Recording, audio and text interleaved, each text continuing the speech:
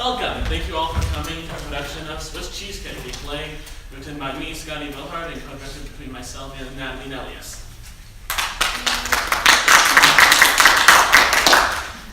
We've been working really hard on this production for the past 3 months, and we're really proud of it, and we hope you guys enjoy it. But before we begin, we have a couple of things that we would just want to let you all know about. First off, this show contains some mature language, so you've been warned. And also, during the second act, there's a sequence with some brief flashing lights, and also these lights are old and might flicker at sometimes. So if you know you're sensitive to that, just a heads up. Finally, after the first act, there will be a 10-minute intermission before the second act. Thank you all for coming, and we hope you enjoy Swiss Cheesecake.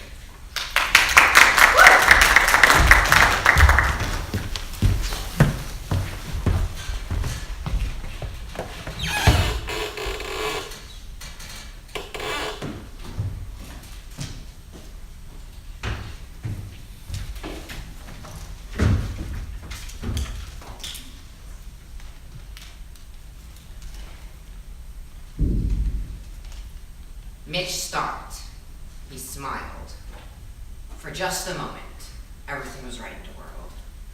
We were there, principles of the universe keeping in time, and nothing would disrupt that balance. But then he turned. Then the smile disappeared, and once again I felt a wave of nausea hit me. No, not hit me. Emanate from me. Ooze out of me like... Ooze out of me like what? What oozes? Oozes like words. Oh crap. Those assholes, it's not due till Friday.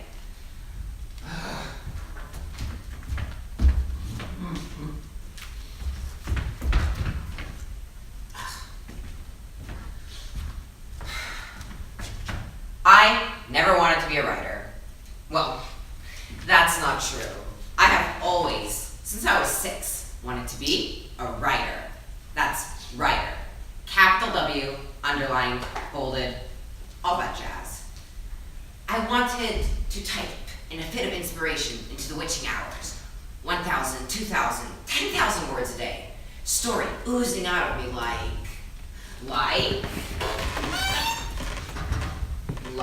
wringing out a dirty rag.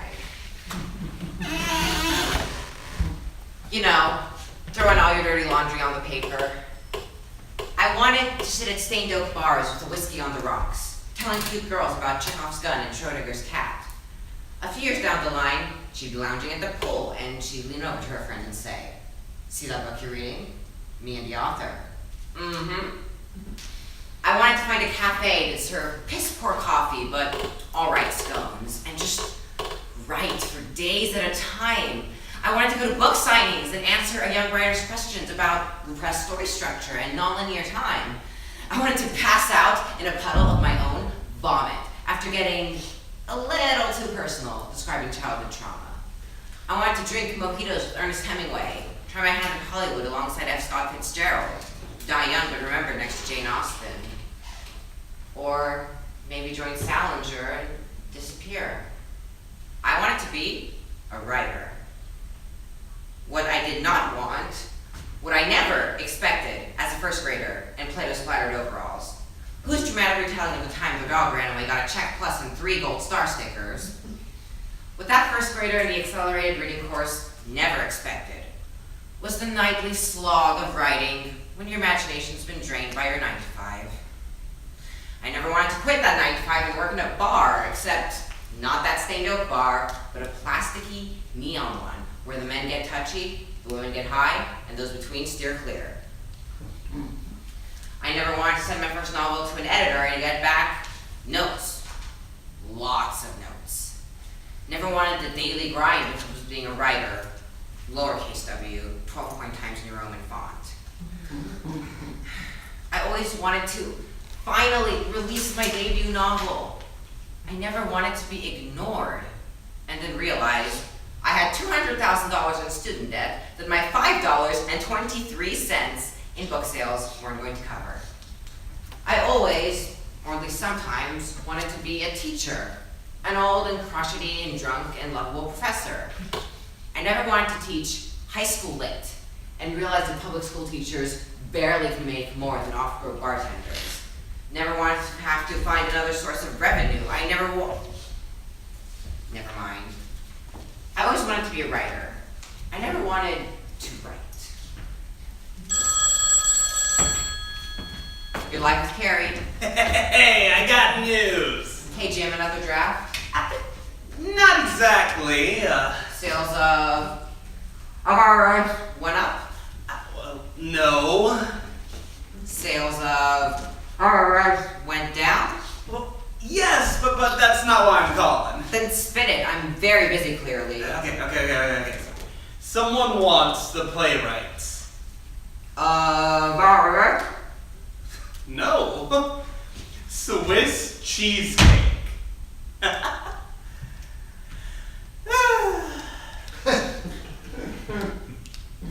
Carrey? What the fuck?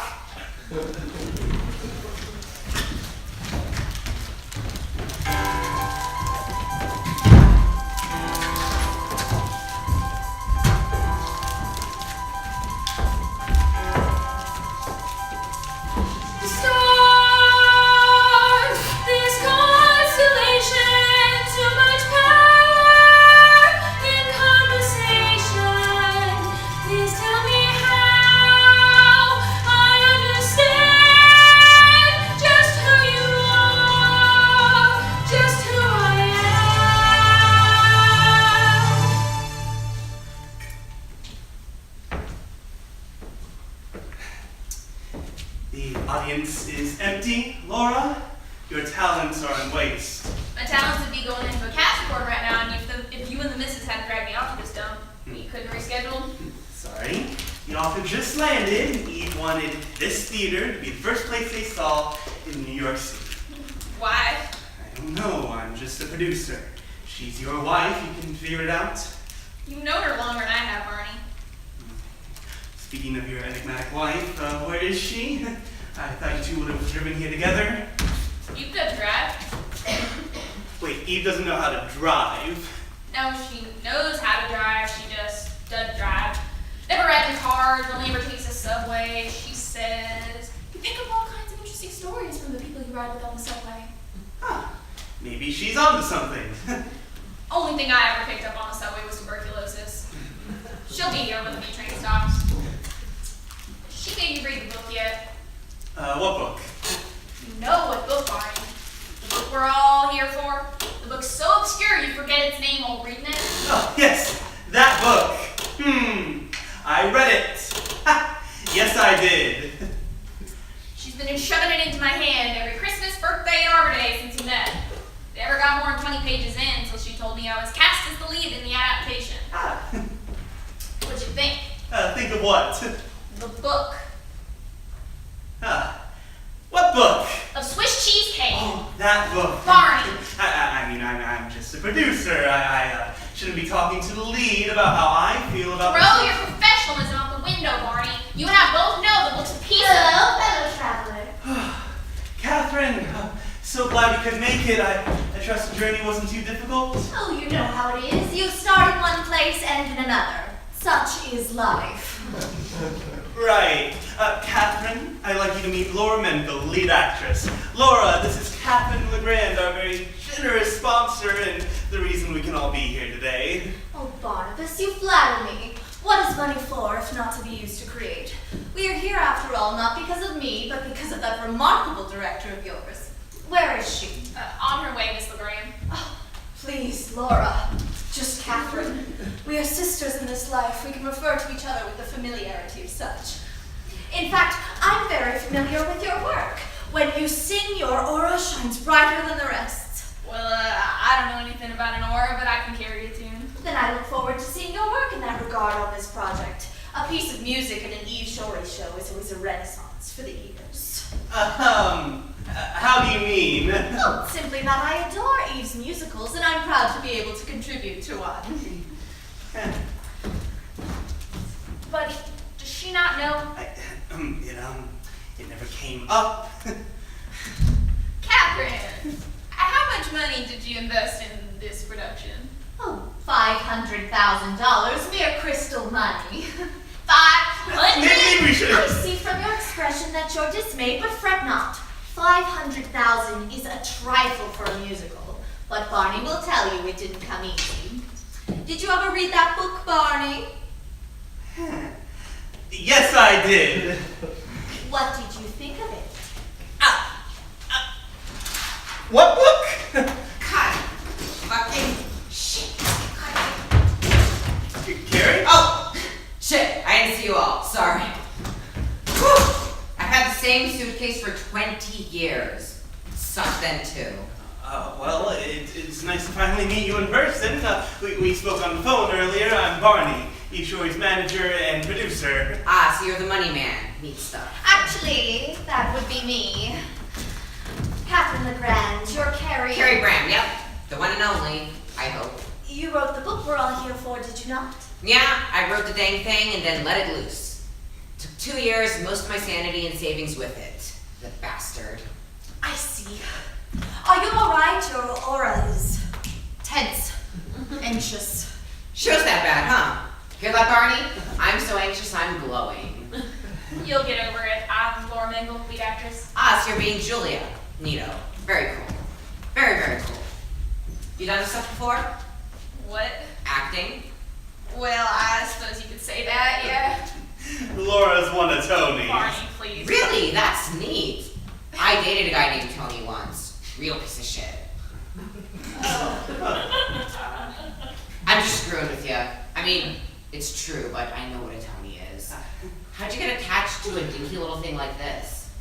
Well, my wife, the director, she just loves your book. Ever since she made me read it, I was smitten. I knew I had to be a part of this. Smitten. I mean- I know what it means. I'm a writer. Carrie Brand, your name's familiar. Yeah, you read my book. You're paying for a play based off it. No, apart from that, did you ever delve more into the world of fiction? Have you penned anything else I might have read? What? Have you written any other books? No, I haven't. Only Swiss cheesecake. Really? Wow. Shocking. How do you make your money? Maybe we should talk about something else. How do you know I don't live off the sales of Swiss cheesecake? Do you? Nah, I'm a teacher. American Lit for Juniors, West Pummel High. West Pummel High. That's familiar. Really, West Pummel High, Pummel, Minnesota. Graduating class of 112. That sounds familiar? Pummel, Minnesota. Well, you're incredibly lucky, Carrie, to have as remarkable a director as Eve Shore adapting your novel. Everyone's memory must be on medium today because that name rings a bell. What else has she done? Oh, you know, Ghost in Cars, The Seventh Sin, Midnight Racer, Once Upon a Spaceship. Those are all musicals. Good ones, too. Oh wait, goddamn, Laura Mingle. I recognized your voice. You're that Laura Mingle? You listen to musicals. Sometimes. Well, congratulations then, Carrie. Soon you'll be able to see a musical of your own, devising, sprung from your own... Swiss cheesecake is gonna be a musical? Barney, what the No, hell? I didn't. Catherine, it's not. Already at each other's throats, and we haven't even started rehearsals yet. Ahead of the curve as always, Laura. How dramatic. Hey, darling. Eve, where have you been? There was a particularly enthralling conversation a few rows back between a very old barber and a very angsty teenager, and I couldn't tear myself away. I rode with them for 5 stops past here. Don't suppose I missed anything. Nah, just a couple of assholes screwing around. I'm one of the assholes, by the way, Carrie. Graham, yes! I know who you are. I'm a big, big fan of your work, Carrie. Your novel means a great deal to me. Enough that apparently you are vivisecting it into a goddamn musical. I never signed off on that. Barney, you know I never... Please don't be upset, Carrie. I'm sorry. It's not a musical. What? Oh, alright then. Sorry about that. Things were, well, heated. But it's nice to meet you, Eve Shore. Oh, Carrie, we've already met. Y'all have? When? I've never been to New York. I've never even been out of Minnesota before now. I never remembered leading a world-famous playwright. Writer and director. People always forget one. Always interesting to see which one they remember. Mostly musicals, but yes. Oh, well, sorry, but I still don't know how I know you. It's fine. Once against another night, against the world opposed alike, I never knew your maiden's hand, but till I die, I'll ever stand. Sorry, doesn't help. Cool poem though. It took second in the 2008 West Pommel High School poetry competition. Oh shit, you were my student? That's the number. I taught you. You were a fantastic teacher. And now you're directing on Broadway. Oh, thank you. Well, that's great. Really great. Sorry everyone, I've got to go. I'll see you all tomorrow. Good luck with whatever it is you're doing today. Bye. What? Eve, how can you not tell me Carrey was your teacher? Tell Barney, how come you didn't tell me? How come no one mentioned this wasn't a musical? I can fix this. I'm the producer. Barney, you've done enough. I've got things from here. No, but I... Go. You too, Laura. We'll start rehearsals tomorrow. Are you sure, darling? Always. I have cogs turning you wouldn't even begin to understand. Rude. Love you too. Now bye. I'm sorry, but your producer misrepresented this production. I can't with any sense continue financing. Why not? Why not? $500,000 out of pocket on a stage adaptation of, and I'm sorry, a rather wretched novel is a ridiculous venture. But as a musical, it made sense to you. Of course. A new musical written and directed by Eve Shorey, music by Gary O'Brien. Your last four each turned over 600% profit. But without Gary, a new play. I see you've been talking to your accountant, but that's ridiculous for someone as Wealthy, illustrious as yourself. $500,000 is nothing. It's crystal money. Yes, but... I get it. You think plays don't make money. You doubt my ability to direct a successful production. No, I never said that. But it's an unproven thing then, right? You don't know. You're only guessing, speculating, extrapolating from available data. It's an investment. I'm shocked. I thought of all people you would be up for this kind of fate. Things are only unproven until they're done after all. Why me? Catherine, what does my aura look like right now? How did you know? Did someone tell you? You have a sensitivity, Miss Legrand. Now, does my aura look confused right now? No. Concerned? No. Worried? No. Why do you think I'm so calm then? You're confident? Catherine, you have remarkable intuition. You sense things that no one else is able to. When others dismiss you, do you believe them? No. Why? Because I know. I feel it. So don't listen to your accountant. Listen to your senses. Forget about Gary. Forget about music. Forget even about money. Do you think I can do it? Yes. Alrighty then. Let's put on a show.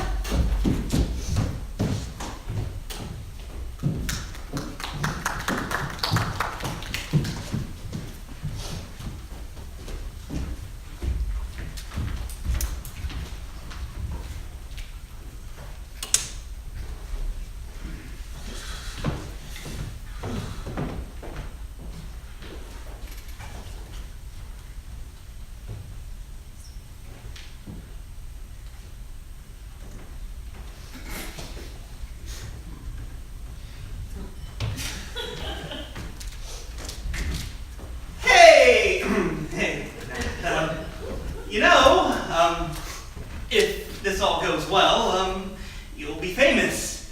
Theatergoers will scour the bookshelves for your name.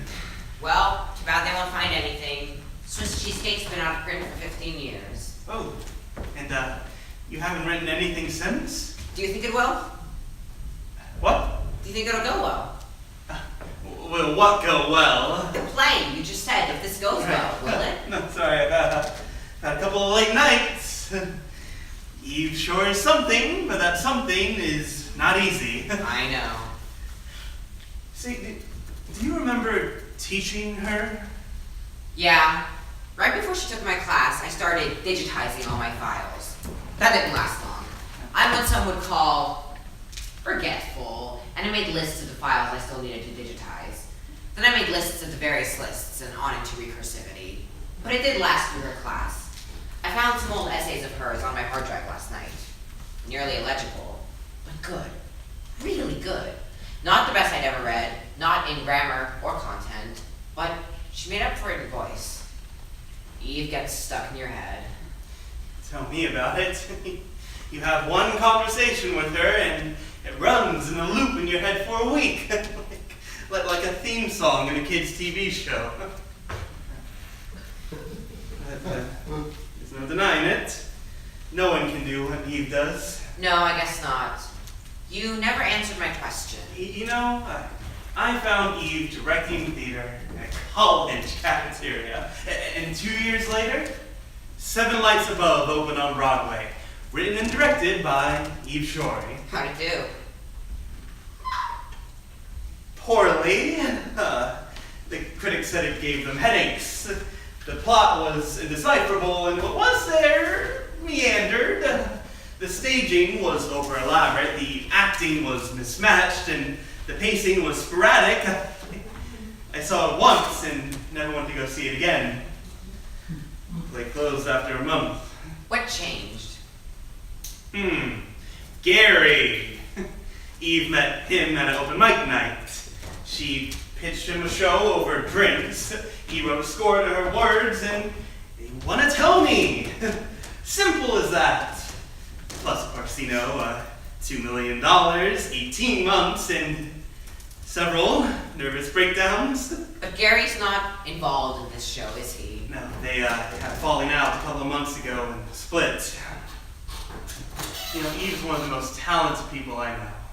A true visionary, but she gets in her head. Nobody knows what happens on Eve's world. We just know that whatever happens, well, works. Except for that play. Maybe it was a fluke. Maybe with the material she's working with I know now. the book sucks, Barney. It's awful. What? No. I teach literary analysis to 16-year-olds. Swiss Cheesecake reads like fan fiction for an emo punk band that never existed. Like Herman Melville had a heart attack while dictating a shopping list. I wrote half of it in college on LSD, and the other half chronically unemployed and on antidepressants. And I thought it was a masterpiece. I wrote it at a vulnerable time, and it meant something to me. But it's crap. So don't tell me you liked it. No, I didn't.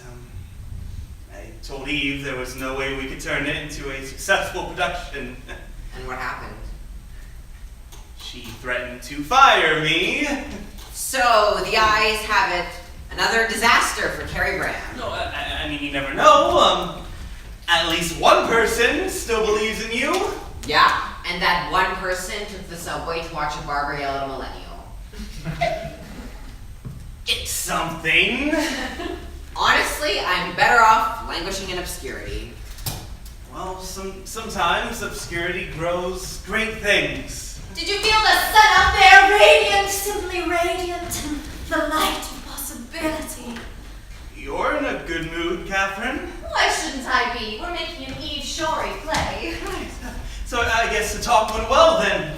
Exquisite, my dear Barnabas. The only impediments to success are those we create ourselves. We must let go of our earthly desires if we truly want to succeed in life and art. Catherine, you okay? This is pretty damn hippie, even for you. I'm fantastic. Better than ever, a new me, so to speak. Eve was right. The subway is a miraculous place. The subway. Catherine, why did you take the subway? You have about $2 billion. You can afford to take a taxi. Not anymore.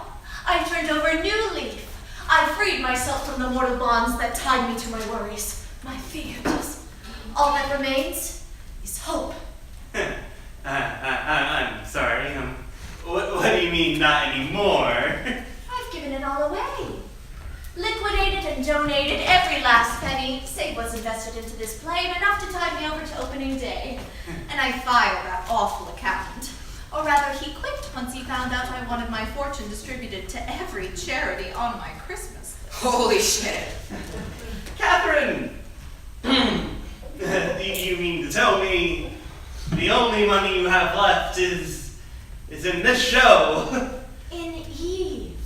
The only investment worth keeping. Without trust, there can be no art. Barney, trust me. Believe in Eve. Creation only comes from risk, from sacrifice. In the time of the prophets, when they heard the voice of God, they would fall to their knees and rain worship upon the Creator. Although I may not believe in any one God, but I do believe the power of the Creator we have here is enough. God damn it! You hit me out! Whoa, hey, man. Marty! You okay there, bud? Look, it's really, really absurd. But it's her money, right? Catherine can do whatever she wants to do. It doesn't affect the show. She liquidated all her stock in her father's company, okay? The stock markets are trembling, and the company fell double digits. Okay, I mean, too bad, but fuck the system, am I right? I'm invested in the company. Oh. So Catherine, I just lost $250,000. Why so worried, Barney? When the show astonishes and astounds, your name will be kept in the annals of history. You will be the most sought-after producer in New York City. Wait, so if this play fails, Catherine goes down, I go down, and I never get up. You and your goddamn secrets. Every time I think, oh no, we're married now. Oh, it's different. But no, you find me mysterious, enigmatic Eve. Well, you would know a good mystery could punch you in the goddamn... Laura, please, we have company. Sorry, y'all. Thought we were coming early. You are. Guess we were just earlier. Please don't stop on our account. Carrey, I'm so sorry you had to see all that. Trust me, it's not. Secrets, huh? Nah, don't bother. I'll let you keep them. Everybody's got secrets. What's on the docket today? Well, we have the rest of the run through to go through, so as soon as the rest of the cast gets here, we should be good to go. Don't worry about that, Barney. I've canceled their call.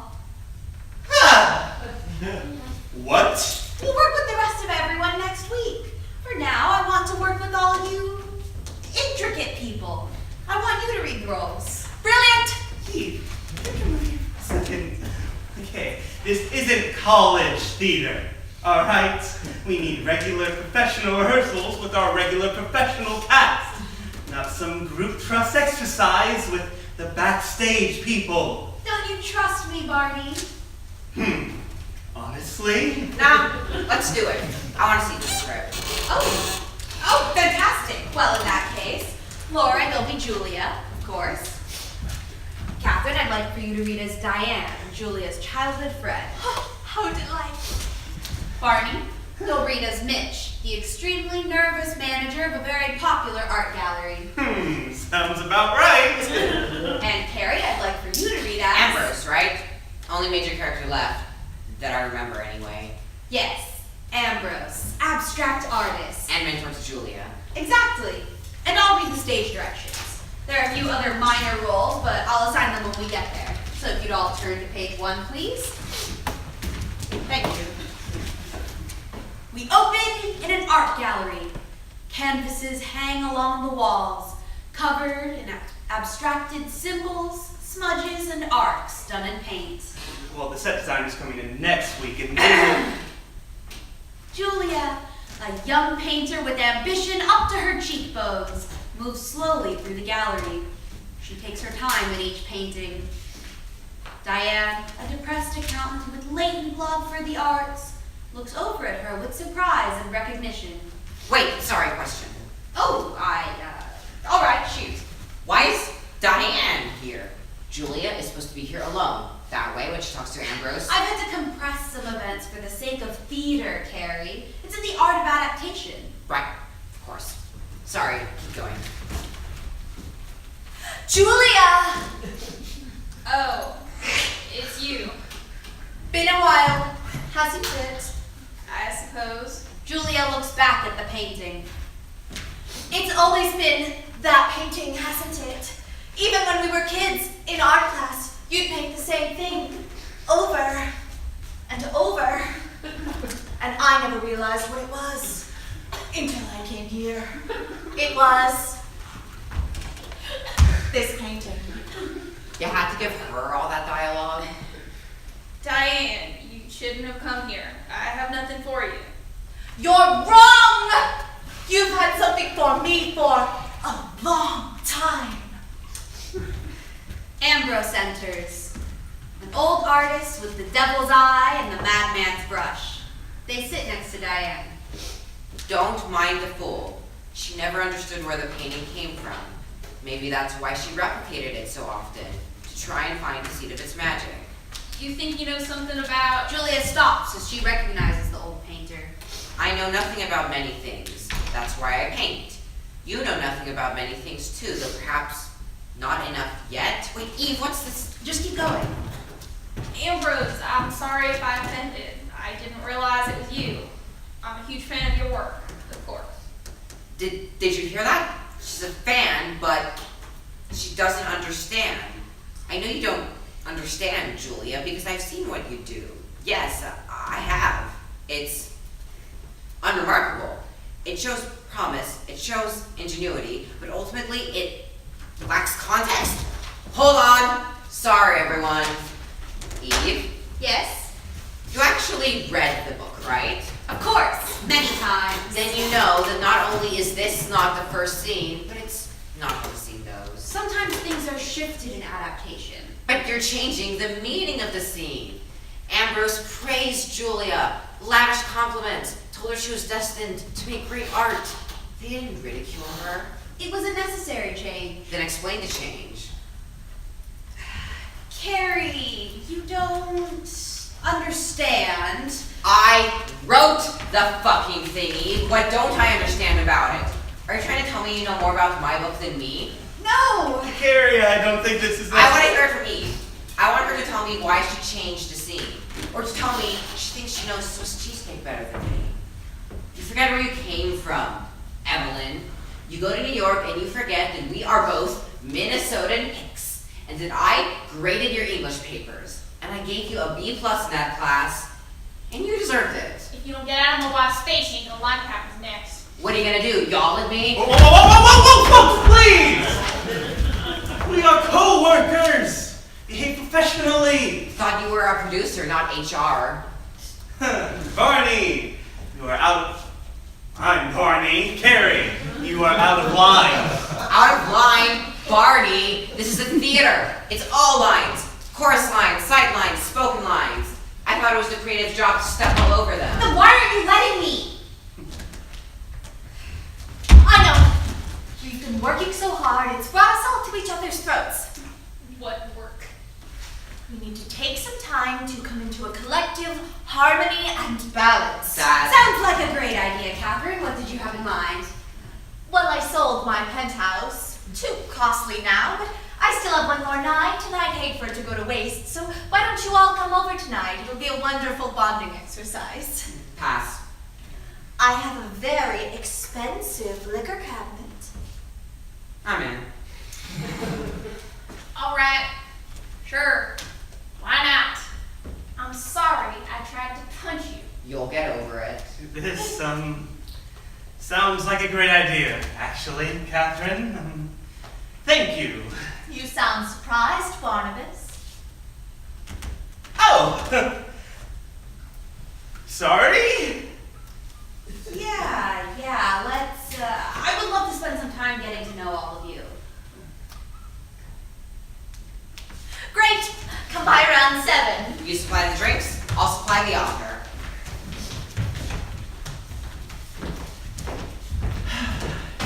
Oh, sorry, are you two coming? Just a minute. Even I need to talk. Look, I'm sorry I didn't tell you about Carrey and me. Babe, that's not what this is about. The book's bad. I need you to... No, Eve. The book is bad. Really bad. It's self-indulgent, self-aggrandizing, and completely unself-aware. Someone bought a thesaurus. Don't do that. What? Don't patronize me. I earned my spot on the stage, same as you. My draw doesn't disqualify my opinion. I'm sorry. Continue. Carrey wrote a book about a lone, tortured artist whose work goes unrecognized by the world. Remind you of anyone? Don't need to state the obvious. I'm not just heavily implying it. Laura, I want you to forget about the book. That's gonna be tough when I'm up on a billboard under its name for the next year, if we're lucky. Forget about the book. Turn to page 64 in the script. Eve. Please. If you won't listen to me as your director, then listen to me as your wife. Forget about the book. Just read the script with me. Like old times. All right. I'm Diane and you're Julia. Ready? Diane, you have to go. I told you I wasn't leaving. But you have to. You're not like me. Of course I am. No, you're not. You're not an artist. Don't be ridiculous. I'm an artist no different than you. You're an accountant. You shuffle numbers around and make sure the money goes where it's supposed to go. You're a painter. You move the colors around. You make sure the audience feels what they're supposed to feel. No, it's not the same. You don't know how many years I've spent painting and painting over. Never knowing if it's right. Never knowing if I'm good enough. You don't have that. Do you think you're the only one who's scared? Do you think only painters lie awake at night, worried that each day might be their last? Physically? Metaphysically? Everyone questions if they're doing it right. Everyone wants the answers. You don't have to splash paint on a canvas to be a tortured artist. All it takes is wondering every day if you're going to make it to the next one. And the honest answer, you are, because the world spins on regardless and you don't want to be left behind. Julia, you're special, but you're not different. You are good with words, baby. So you tell me, are we okay? Yeah. We're okay.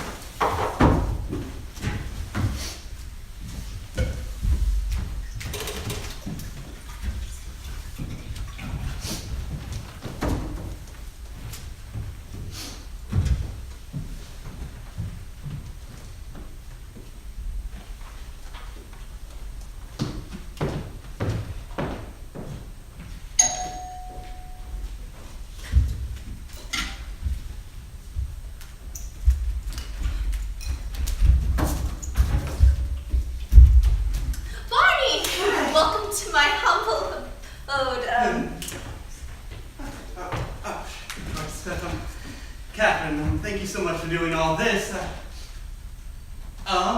Wow, your place is, spacious. That's the word. Well, the movers took most of the furniture already. Well, not really movers, people from the Craigslist who like nice chairs took the furniture. But I still have the couch. It'll be great. Should I go ahead and clear Oh, just put those empty bottles on the floor and that'll open enough space for you. Right. Catherine, are you okay? You seem a little, up.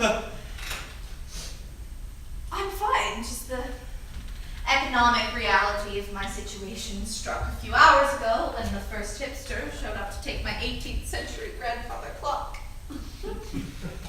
Struck like a clock. Oh,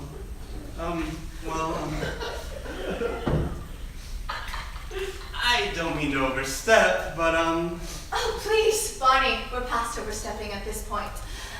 Our source material and our lead actress almost drew fisticuffs earlier. I've just gotta ask, why did you do it? Why did you give away, everything? And don't tell me it was because of Eve. No, not really. Do you want a drink? Or you already have one. I used to be a punk, you know. Oh. No, really, I have the nipple piercings to prove it. I was in a band. Body Snatcher Thrash. God, we were terrible. I used to get shit-faced in the back of a karaoke bar owned by a lovely Greek immigrant couple. Oh, it was great. They almost never complained about the vomit. I never would have guessed. Angry punk or political punk? All punk's angry, and all anger's political. Down with the system! Stick it to the man! Anarchy in the USA! But even then, something felt off about it. Maybe it's when Marvin, our chronically homeless drummer, asked where all the equipment came from. Daddy bought us new amps, new instruments, new everything. I think he just liked that I had friends. You can't be a rich anarchist, Barney. You can't screw the system and still be a part of it. Dragons hoard gold. Heroes give it away. Captain, I never would have guessed you had such a chaotic streak. I mean, you seemed so rattled when Eve let slip the spoken word nature of Swiss cheesecake, like a wrench had been thrown into your economic machinery. Change is scary. My accountants, my advisors, they all told me how to keep my money. And they almost got me! But Eve, there's something strange there, infectious. I didn't believe her, then she talked to me, then I believed. She's wading into unusual territory. Others have been there, returned victorious, but not Eve. Not yet. I liked that. That's punk. She made me remember. Well, from punk to, hippie, then. Not as different as you might expect.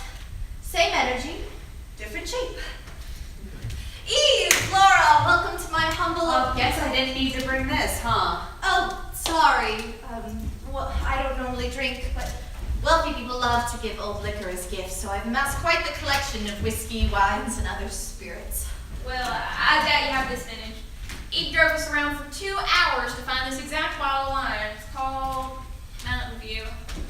Wait, sorry, Eve drove. It was a special occasion.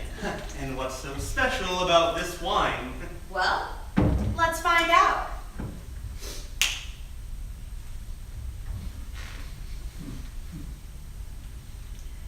It's fruity. Really fruity. This was bottled in Missouri in 2002 and sold that same year. It probably cost $7.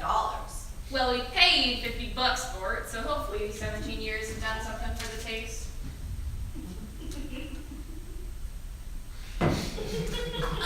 They haven't. Who sells $7 wine from the early 2000s? A hipster liquor store called Hey Mickey, You So Wine. That's better. Eve, I know you know sommelier, but I would have thought that after 8 years of having meetings in restaurants, you would have picked something up. You know caviar? Those little fish eggs? Always in the movies and stuff, like the fanciest something could be. Yeah, sure. Well, I had some a few years back at some party. fundraiser. Caviar sucks. But to a teenager... Oh, I'll get it. If it isn't our illustrious author. Neat digs, Cat. Thank you, the movers took most of the furniture, but I have the couch. That's fine. I'll take the floor. Oh shit, Mountain View! This was like all I drank in college. Tastes like sophomore year in anxiety. Catherine, where'd you find this stuff? It doesn't really fit your aesthetic. Actually, I brought it. Oh yeah? That's neat. Really neat. Did you try it? I did. It was great. Really loved the fruit. That's Mountain View for you. It's ironic, really. This stuff's made and bottled in Missouri, right? But there aren't any mountains in Missouri. Not much of anything in Missouri. It's just flyover country. Well, I wouldn't know anything about flyover country. Till I came to Alabama, till I came to New York City, I never even left Alabama. It's funny. When I was 5, Birmingham felt like the whole world. When I was 19, Birmingham didn't even feel like part of the world. All roads led away, so away I went. You're in good company, madam. Daddy ran his business out of Baltimore. Dreadful there, really. Land is beige. Soon as I could leave, I did. New York City, with all the bohemians and undesirables my pretty little heart can imagine. I never want to leave this place.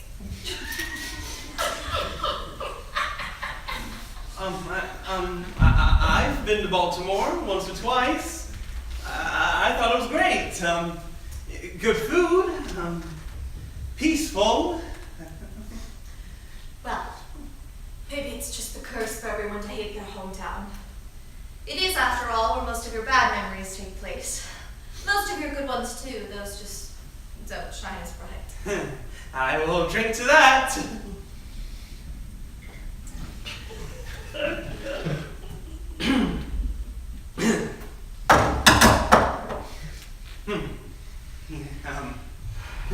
Barlow, Texas, has to be the smallest town in North America. You won't find it on any of the maps I've seen, including the ones they sell in Barlow at the bait shop.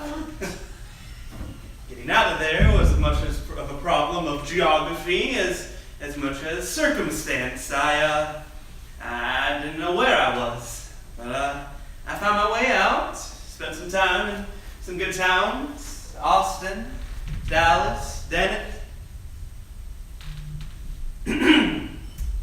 Denton, but something was lacking there. Really, what was lacking was money. It's hard to be a producer with nothing to produce. Ended up hitching a ride on a friend's band tour. Ended up in Hummel, Minnesota, of all places where I found... Me. My turn for backstory then. Very well. I was born in Pummel. I went to school in Pummel. I was told I was going to die in Pummel. I didn't like that idea too much, so I rejected it. It's not too hard to create your own truth. All it takes is saying, I reject what I see.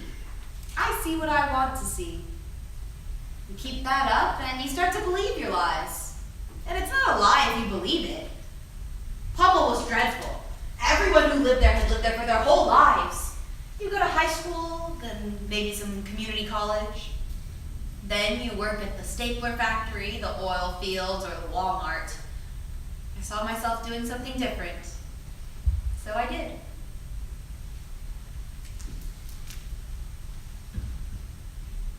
Well, Carrie, I guess that just leaves you. Yes. Any insightful story? Maybe a humorous anecdote? We haven't had one of those in a while. I was born in Pummel. I went to school in Pummel. I am going to die in Pummel. Flyover country. You really never left Minnesota? I go to Minneapolis once or twice a year. That's still Minnesota, but it doesn't always feel like it, depending on the time of day and the angle of view. So, all your publishing was done in state? Just the one book, Swiss Cheesecake. Wait, that's not right. Yes, it is, Kat. Remember, we had a talk about this. Swiss Cheesecake is the show that you've invested all of your earthly possessions into. And a few of your unearthly ones, I believe. No, I mean, you have other books. No, I don't. Yes, you do. I remembered. I was reading one before you all came in, and then I drank and I forgot, but I remembered. Here it is.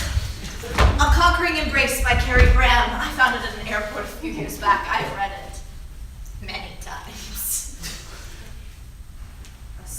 A tale of steamy seduction and unbridled conquest. When the trapped Princess Rosemary is rescued by the rippling muscles is misspelled, of the strong and sexy Sir Dominic, she gets more than she bargained for at...